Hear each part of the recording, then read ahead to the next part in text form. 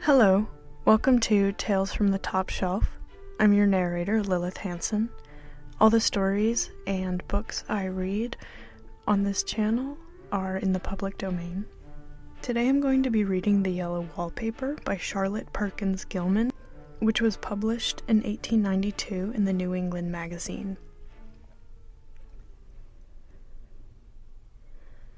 It is very seldom that mere ordinary people like John and myself secure ancestral halls for the summer. A colonial mansion, a hereditary estate, I would say a haunted house, and reach the height of romantic felicity. But that would be asking too much of fate. Still, I will proudly declare that there is something queer about it, else why should it be let so cheaply, and why have stood so long untenanted? John laughs at me, of course, but one expects that in marriage. John is practical in the extreme. He has no patience with faith, an intense horror of superstition, and he scoffs openly at any talk of things not to be felt and seen, and put down in figures. John is a physician, and perhaps, I would not say it to a living soul, of course, but this is dead paper and a great relief to my mind. Perhaps that is one reason I do not get well faster. You see, he does not believe I am sick, and what can one do? If a physician of high standing and one's own husband assures friends and relatives that there is really nothing the matter with one but temporary nervous depression, a slight hysterical tendency, what is one to do? My brother is also a physician, and also of high standing, and he says the same thing. So I take phosphates, or phosphites, whichever it is, and tonics, and journeys, and air, and exercise, and I am absolutely forbidden to work until I am well again. Personally, I believe that congenial work with excitement and change would do me good, but what is one to do? I did write for a while in spite of them, but it does exhaust me a good deal, having to be so sly about it, or else meet the heavy opposition. I sometimes fancy that in my condition, if I had less opposition and more society and stimulus, but John says the very worst thing I could do is to think about my condition, and I confess it always makes me feel bad. So I will let it alone and talk about the house. The most beautiful place. It is quite alone, standing well back from the road, quite 3 miles from the village. It makes me think of English places that you read about, where there are hedges and walls and gates that lock, and lots of separate little houses for the gardeners and people. There is a delicious garden. I never saw such a garden, large and shady, full of box-bordered paths and lined with long grape-covered arbors with seats under them. There were greenhouses, too, but they are all broken now. There was some legal trouble, I believe, something about the heirs and co-heirs. Anyhow, the place has been empty for years. That spoils my ghostliness, I am afraid. But I don't care. There's something strange about the house. I can feel it. I even said so to John one moonlight evening, but he said what I felt was a draught, and shut the window. I get unreasonably angry with John sometimes. I never used to be so sensitive. I think it's due to this nervous condition. But John says if I feel so, I shall neglect proper self-control. So I take pains to control myself, before him, at least, and that makes me very tired. I don't like our room a bit. I wanted one downstairs that opened on the piazza and had roses all over the window, and such pretty old-fashioned chintz hangings, but John would not hear of it. He said there was only one window, and not room for 2 beds, and no near room for him if he took another. He's very careful and loving, and hardly lets me stir without special direction. I have a scheduled prescription for each hour in the day. He takes all care for me, and so I feel basely ungrateful not to value it more. He said we came here solely on my account, that I was to have perfect rest and all the air I could get. Your exercise depends on your strength, my dear, said he, and your food somewhat on your appetite, but air you can absorb all the time. So we took the nursery, at the top of the house. It is a big, airy room, the whole floor nearly, with windows that look all ways and air and sunshine galore. It was nursery first, and then playground and gymnasium. I should judge. For the windows are barred for little children, and there are rings and things in the walls. The paint and paper look as if a boys' school had used it. It is stripped off, the paper, in great patches all around the head of my bed, about as far as I can reach, and in a great place on the other side of the room low down. I never saw a worse paper in my life. One of those sprawling, flamboyant patterns committing every artistic sin. It is dull enough to confuse the eye in following, pronounced enough to constantly irritate and provoke study, and when you follow the lame, uncertain curves for a little distance, they suddenly commit suicide, plunge off at outrageous angles, destroy themselves in unheard-of contradictions. The colors repellent, almost revolting, a smoldering, unclean yellow, strangely faded by the slow-turning sunlight. It is a dull yet lurid orange in some places, a sickly sulphur tint in others. No wonder the children hated it. I should hate it myself if I had to live in this room long. There comes John, and I must put this away. He hates to have me write a word. We have been here for 2 weeks, and I haven't felt like writing before since that first day. I'm sitting by the window now, up in this atrocious nursery, and there is nothing to hinder my writing as much as I please, save lack of strength. John is away all day, and even some nights when his cases are serious. I'm glad my case is not serious. But these nervous troubles are dreadfully depressing. John does not know how much I really suffer. He knows there is no reason to suffer, and that satisfies him. Of course, it is only nervousness. It does weigh on me so not to do my duty in any way. I meant to be such a help to John, such a real rest and comfort, but here I am, a comparative burden already.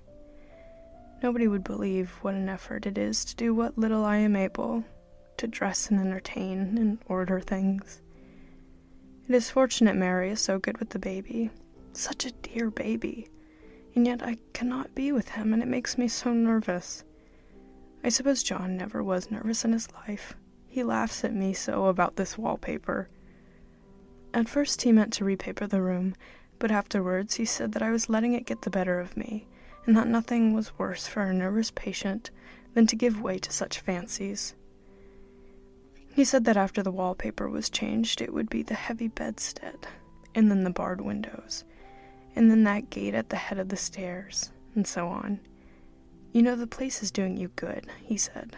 And really, dear, I don't care to renovate the house just for a 3 months' rental. Then do let us go downstairs, I said. There are such pretty rooms there. Then he took me in his arms and called me a blessed little goose and said he would go down cellar if I wished, and have it whitewashed into the bargain. But he has read enough about the beds and windows and things. It is as airy and comfortable a room as any one need wish, and of course I would not be so silly as to make him uncomfortable just for a whim. I'm really getting quite fond of the big room, all but that horrid paper. Out of one window I can see the garden, those mysterious deep-shaded arbors, the righteous old-fashioned flowers and bushes and gnarly trees. Out of another I get a lovely view of the bay and a little private wharf belonging to the estate. There is a beautiful shaded lane that runs down there from the house. I always fancy I see people walking in these numerous paths and arbors, but John has cautioned me not to give way to fancy in the least. He says that with my imaginative power and habit of story-making, a nervous weakness like mine is sure to lead all manner and excited fancies, and that I ought to use my will and good sense to check the tendency. So I try. I think sometimes if I were only well enough to write a little, I would relieve the press of ideas and rest me. But I find I get pretty tired when I try. It is so discouraging not to have any advice and companionship about my work. When I get really well, John says we will ask Cousin Henry and Julia down for a long visit, but he says he would as soon put fireworks in my pillowcase as to let me have those stimulating people about now. I wish I could get well faster. But I must not think about that. This paper looks to me as if it knew what a vicious influence it had. There is a recurrent spot where the pattern lulls like a broken neck and two bulbous eyes stare at you upside down. I get positively angry with the impertinence of it and the everlastingness. Up and down and sideways they crawl, and those absurd unblinking eyes are everywhere. There's one place where the two breaths didn't match, and the eyes go all up and down the line, one a little higher than the other. I never saw so much expression in an inanimate thing before, and we all know how much expression they have. I used to lie awake as a child and get more entertainment and terror out of blank walls and plain furniture than most children could find in a toy store. I remember what a kindly wink the knobs of our big old bureau used to have, and there was one chair that always seemed like a strong friend. I used to feel that if any other things looked too fierce, I could always hop into that chair and be safe. The furniture in this room is no worse than inharmonious, however, for we had to bring it all from downstairs. I suppose when this was used as a playroom, they had to take the nursery things out, and no wonder. I never saw such ravages as the children have made here. The wallpaper, as I said before, is torn off in little spots, and it sticketh closer than a brother. They must have had perseverance as well as hatred. Then the floor is scratched and gouged and splintered, and the plaster itself is dug out here and there, and this great heavy bed, which is all we found in the room, looks as if it had been through the wars. But I don't mind it a bit. Only the paper. There comes John's sister, such a dear girl as she is, and so careful of me. I must not let her find me writing. She is a perfect and enthusiastic housekeeper, and hopes for no better profession. I verily believe she thinks it is the writing which makes me sick. But I can write when she's out, and see her a long way off from these windows. There is one that commands the road, a lovely, shaded, winding road, and one that just looks off over the country. A lovely country, too, full of great elms and velvet meadows. This wallpaper has a kind of sub-pattern in the different shade, a particularly irritating one, for you can only see it in certain lights and not clearly then. But in the places where it isn't faded and where the sun is just so, I can see a strange, provoking, formless sort of figure that seems to sulk about behind that silly, inconspicuous front design. There's Sister on the stairs. Well, the 4th of July is over. The people are gone, and I am tired out. John thought it might do me good to see a little company, so we just had Mother and Nellie and the children down for a week. Of course, I didn't do a thing. Jenny sees to everything now. But it tired me all the same. John says if I don't pick up faster, he shall send me to Ware Mitchell in the fall. And I don't want to go there at all. I had a friend who was in his hands once, and she says he is just like John and my brother, only more so. Besides, it is such an undertaking to go so far. I don't feel as if it was worthwhile to turn my hand over for anything, and I'm getting dreadfully fretful and querulous. I cry at nothing, and cry most of the time. Of course, I don't when John is here, or anybody else, but when I am alone. And I am alone a good deal just now. John is kept in town very often by serious cases, and Jenny is good and lets me alone when I want her to. So I walk a little in the garden or down that lovely lane, sit on the porch under the roses, and lie down up here a good deal. I'm getting really fond of the room in spite of the wallpaper, perhaps because of the wallpaper. It dwells in my mind so. I lie here on this great immovable bed. It is nailed down, I believe, and follow that pattern about by the hour. It is as good as gymnastics, I assure you. I start, we'll say, at the bottom, down in the corner over there, where it has not been touched, and I determined for the 1000th time that I will follow that pointless pattern to some sort of a conclusion. I know a little of the principle of design, and I know this thing was not arranged on any laws of radiation, or alternation, or repetition, or symmetry, or anything else that I had ever heard of. It is repeated, of course, by the breaths, but not otherwise.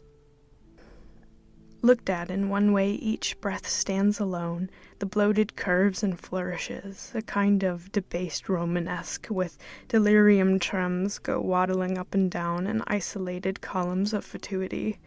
But, on the other hand, they connect diagonally, and the sprawling outlines run off in great slanting waves of optic horror, like a lot of wallowing seaweeds in full chase. The whole thing goes horizontally, too, at least it seems so, and I exhaust myself in trying to distinguish the order of its going in that direction. They have used a horizontal breath for a frieze, and that adds wonderfully to the confusion. There is one end of the room where it is almost intact, and there, when the cross lights fade and the low sun shines directly upon it, I can almost fancy radiation after all. The interminable grotesques seem to form around a common center and rush off in headlong plunges of equal distraction. It makes me tired to follow it. I will take a nap, I guess. I don't know why I should write this. I don't want to. I don't feel able. And I know John would think it absurd, but I must say what I feel, and I think in some way it is such a relief. But the effort is getting to be greater than the relief. Half the time now I am awfully lazy and lie down ever so much. John says I mustn't lose my strength, and has me take cod liver oil and lots of tonics and things, to say nothing of ale and wine and rare meat. Dear John, he loves me very dearly, and hates to have me sick. I tried to have a real, earnest, reasonable talk with him the other day, and tell him how I wish he would let me go and make a visit to Cousin Henry and Julia. But he said I wasn't able to go, nor able to stand it after I got there. And I did not make out a very good case for myself, for I was crying before I had finished. It is getting to be a great effort for me to think straight. Just this nervous weakness, I suppose. And dear John gathered me up in his arms and just carried me upstairs and laid me on the bed and sat by me and read to me till it tired my head. He said I was his darling and his comfort and all he had, and that I must take care of myself for his sake and keep well. He says no one but myself can help me out of it, that I must use my will and self-control and not let any silly fancies run away with me. There's one comfort. The baby is well and happy, and does not have to occupy this nursery with the horrid wallpaper. If we had not used it, that blessed child would have. What a fortunate escape! Why, I wouldn't have a child of mine, an impressionable little thing, live in such a room for worlds. I never thought of it before, but it is lucky that John kept me here after all. I can stand it so much easier than a baby, you see. Of course, I never mention it to them any more. I am too wise, but I keep watch of it all the same. There are things in that paper that nobody knows but me, or ever will. Behind that outside pattern, the dim shapes get clearer every day. It is always the same shape, only very numerous. And it is like a woman stooping down and creeping about behind that pattern. I don't like it a bit. I wonder, I begin to think, I wish John would take me away from here. It is so hard to talk with John about my case because he is so wise and because he loves me so. But I tried it last night. It was moonlight. The moon shines in all around, just as the sun does. I hate to see it sometimes. It creeps so slowly and always comes in by one window or another. John was asleep, and I hated to waken him, so I kept still and watched the moonlight on that undulating wallpaper till I felt creepy. The faint figure behind seemed to shake the pattern, just as if she wanted to get out. I got up softly and went to feel and see if the paper did move, and when I came back, John was awake. "What is it, little girl?" he said. "Don't go walking about like that. You'll get cold." I thought it was a good time to talk, so I told him that I really was not gaining here, and that I wished he would take me away. "Why, darling," he said, "our lease will be up in 3 weeks, and I can't see how to leave before. The repairs are not done at home, and I cannot possibly leave town just now. Of course, if you were in any danger, I could and would, but you really are better, dear, whether you can see it or not. I am a doctor, dear, and I know. You are gaining flesh and color. Your appetite is better. I feel really much easier about you." "I don't weigh a bit more," said I. "Nor as much, and my appetite may be better in the evening when you are here, but it is worse in the morning when you are away." "Bless her little heart," said he with a big hug. "She shall be as sick as she pleases. But now let's improve the shining hours by going to sleep and talk about it in the morning." "And you won't go away?" I asked gloomily. "Why, how can I, dear? It is only 3 weeks more, and then we will take a nice little trip of a few days while Jenny is getting the house ready. Really, dear, you are better." "Better in body, perhaps," I began and stopped short, for he sat up straight and looked at me with such a stern, reproachful look that I could not say another word. "My darling," said he, "I beg of you, for my sake, and for our child's sake as well as for your own, that you will never, for one instant, let that idea into your mind. There is nothing so dangerous, so fascinating, to a temperament like yours. It is a false and foolish fancy. Can you not trust me as a physician when I tell you so?" So of course I said no more on that score, and we went to sleep before long. He thought I was asleep first, but I wasn't. I lay there for hours trying to decide whether that front pattern and the back pattern really did move together or separately. On a pattern like this, by daylight, there is a lack of sequence, a defiance of law, that is a constant irritant to a normal mind. The color is hideous enough, and unreliable enough, and infuriating enough, but the pattern is torturing. You think you have mastered it, but just as you get well underway in following, it turns a back somersault, and there you are. It slaps you in the face, knocks you down, and tramples upon you. It is like a bad dream. The outside pattern is a florid arabesque, reminding one of a fungus. If you can imagine a toadstool in joints, an interminable string of toadstools, budding and sprouting in endless convolutions, why, it's something like that. That is, sometimes. There is one marked peculiarity about this paper, a thing nobody seems to notice but myself, and that is that it changes as the light changes. When the sun shoots in through the east window, I always watch for that first long, straight ray. It changes so quickly that I never can quite believe it. That is why I watch it always. By moonlight, the moon shines in all night when there is a moon. I wouldn't know it was the same paper. At night, in any kind of light, in twilight, candlelight, lamplight, and worst of all, by moonlight, it becomes bars. The outside pattern, I mean, and the woman behind it is as plain as can be. I didn't realize for a long time what this thing was that showed behind, that dim sub-pattern, but now I'm quite sure it's a woman. By daylight she is subdued, quiet. I fancy it is the pattern that keeps her so still. It is so puzzling. It keeps me quiet by the hour. I lie down ever so much now. John says it is good for me, and to sleep all I can. Indeed, he started the habit of making me lie down for an hour after each meal. It is a very bad habit, I'm convinced, for you. See, I don't sleep.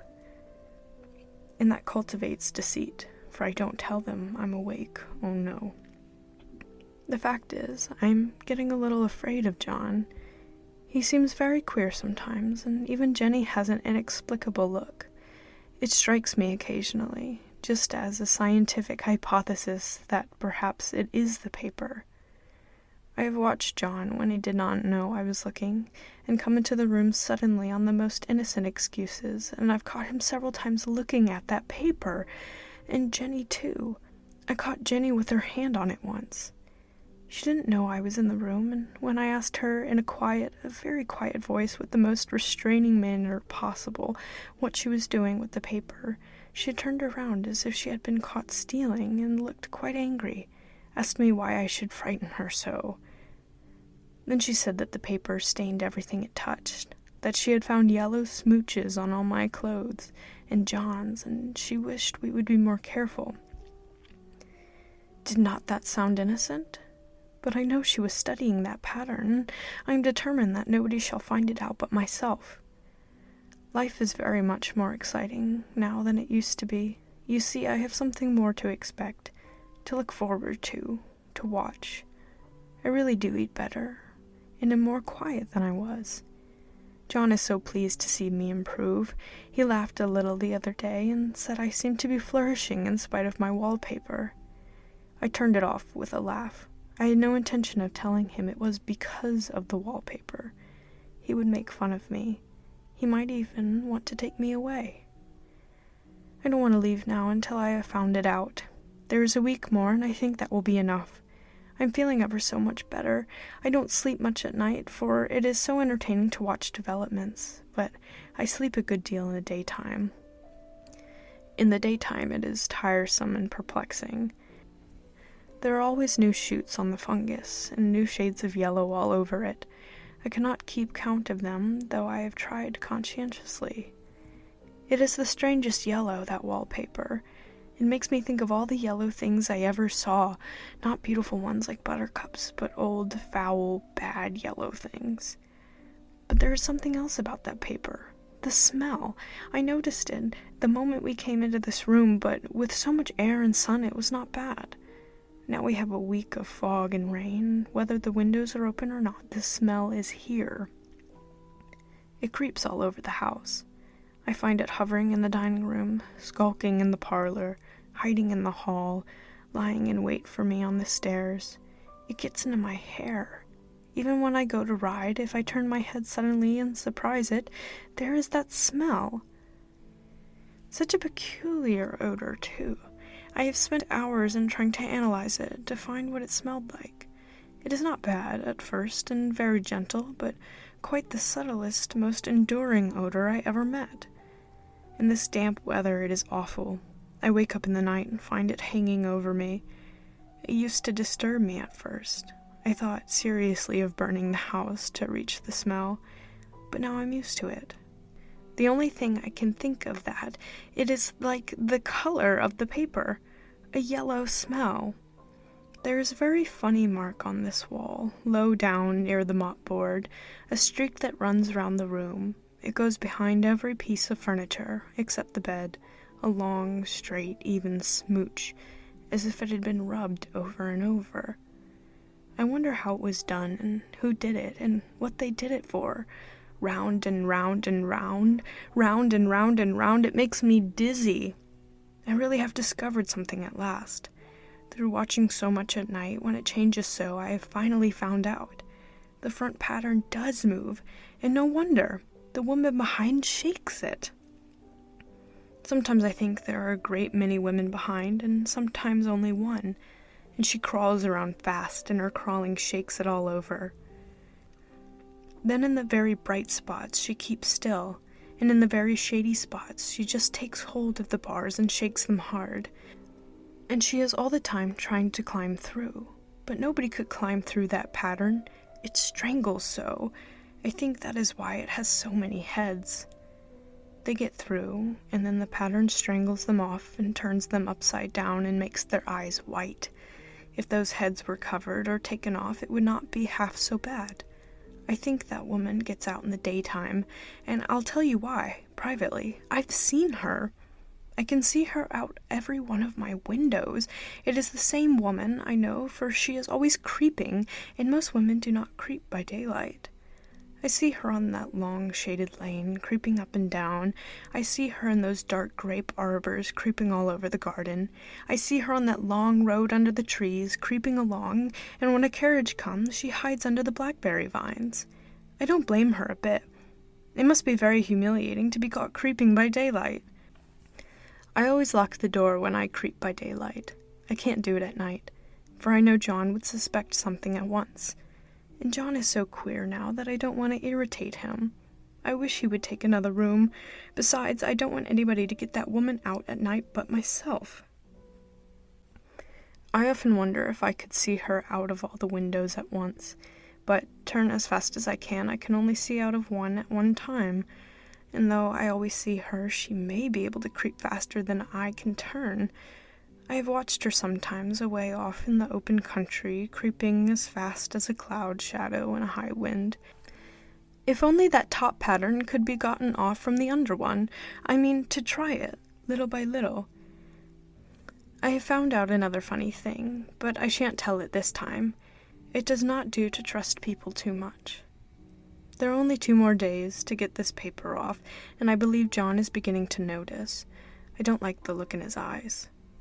And I heard him ask Jenny a lot of professional questions about me. She had a very good report to give. She said I slept a good deal in the daytime. John knows I don't sleep very well at night, for all I'm so quiet. He asked me all sorts of questions, too, and pretended to be very loving and kind, as if I couldn't see through him.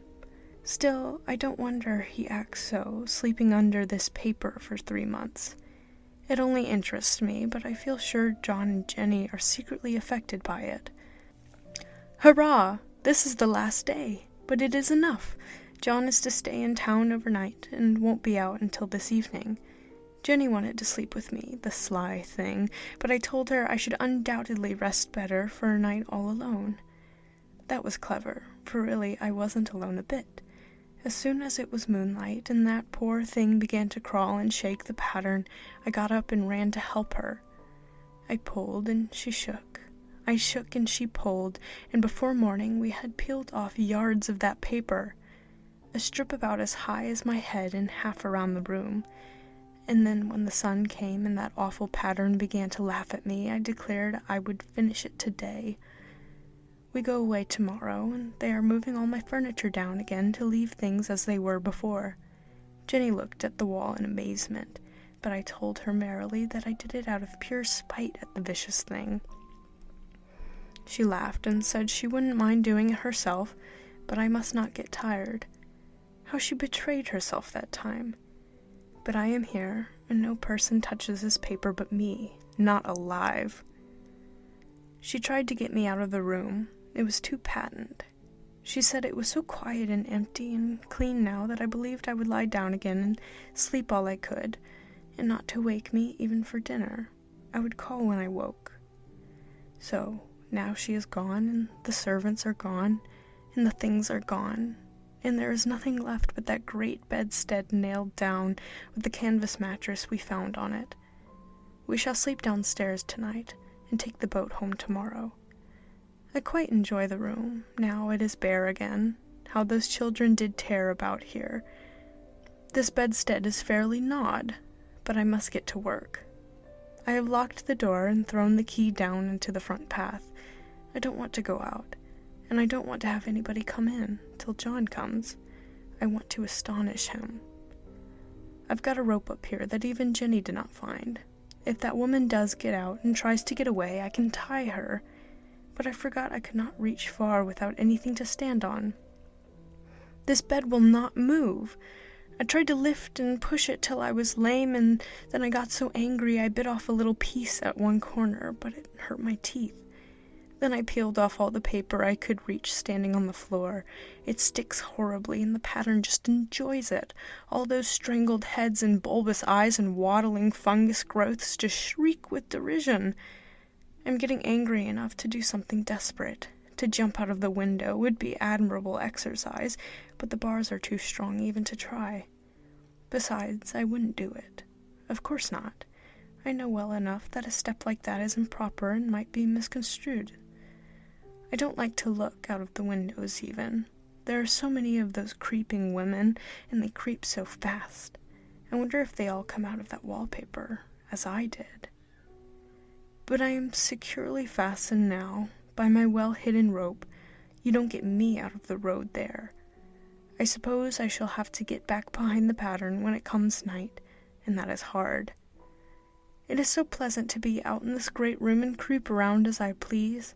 I don't want to go outside. I won't, even if Jenny asks me to. For outside you have to creep on the ground and everything is green instead of yellow. But here I can creep smoothly on the floor, and my shoulder just fits in that long smooch around the wall, so I cannot lose my way. Why, there's John at the door. It is no use, young man, you can't open it. How he does call and pound. Now he's crying for an axe. It would be a shame to break down that beautiful door. John, dear, I said in the gentlest voice, the key is down by the front steps under a plantain leaf. That silenced him for a few moments. Then he said, very quietly indeed. "Open the door, my darling." "I can't," said I.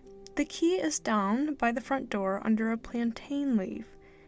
And then I said it again, several times, very gently and slowly, and said it so often that he had to go and see, and he got it, of course, and came in. He stopped short by the door. "What is the matter?" he cried. "For God's sake, what are you doing?" I kept on creeping, just the same, but I looked at him over my shoulder. "I've got out at last," said I, "in spite of you and Jane, and I've pulled off most of the paper, so you can't put me back." Now why should that man have fainted? But he did, and right across my path by the wall, so that I had to creep over him every time.